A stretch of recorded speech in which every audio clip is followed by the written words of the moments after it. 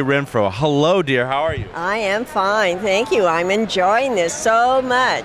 Very cool. Now, I was walking by, I'm like, oh my God, this is the body, this is the girl, this is the woman from Psycho's shower scene. Amazing. How was it working with Alfred Hitchcock, and how was it being part of probably the top 2 or 3 most iconic films in film history?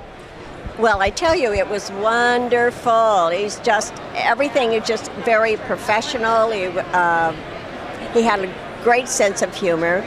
At the time, I was just hired for 2 days, and I wound up working for 7. Wow. And I guess they really expanded my part, obviously. But in the shower scene, if you don't see Janet's face, then that's me. It's the back of my head, my shoulders, my belly button, my feet, everywhere. Also, speaking of belly buttons, this film was shot in December of 1959, and at the time you could not show a belly button on film.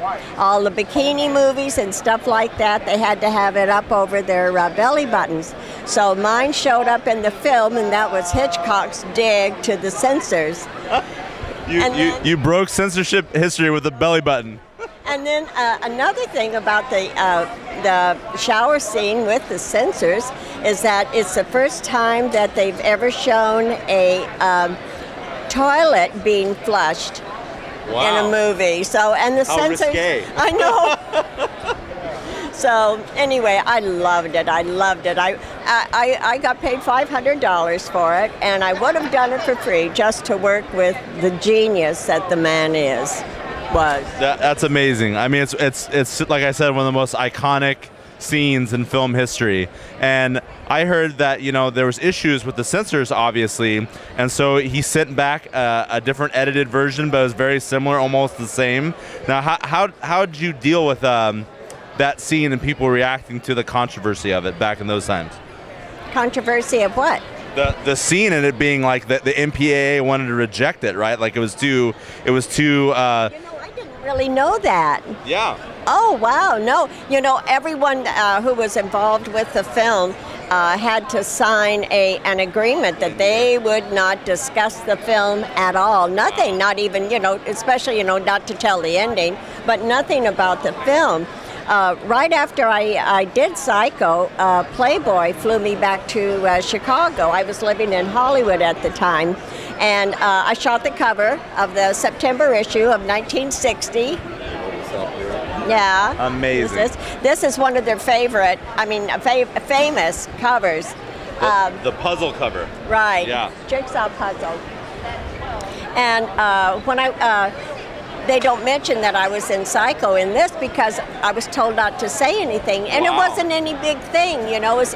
I don't think at the time anyone associated with the film had any idea that it would have the impact on people that it has had. It's just amazing that people that come up to me when at my booth here, and they have to tell me what they experienced when they saw Psycho, and how many times, you know, they wouldn't take a shower after that. And I love it. It's just. What was it like the first time you watched it? I was in while I was in Chicago.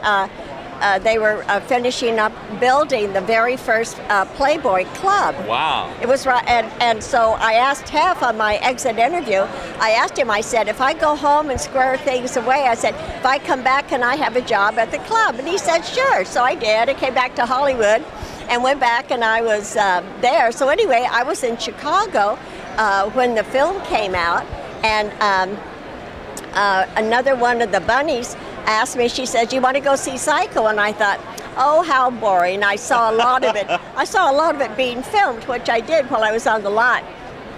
So we went to see it, and I was so surprised it scared me half to death. Nice. That's awesome. So tell us real briefly about some of the magazines you've been on. You've been on how many covers and how many magazines? Well, I was a pinup model. And I was in a total, that I know of, over 47 magazines, and then also over 10 covers. Wow. So that's a big deal. I've been in 6 or 7 Playboys. So, and a lot of Modern Man, and Just a lot. That's amazing. Well, we really appreciate you talking to us. What's your next event? You're going from different conventions and talking to fans? Yes, I don't know. Probably we spend the summer up in Utah fishing. So that's what I'm going to do. Way to do it. Hey, I'm going to come stow away because that sounds good. Thank you so much for talking to us, and God bless. We love your work. Okay, God bless everybody. Thank you.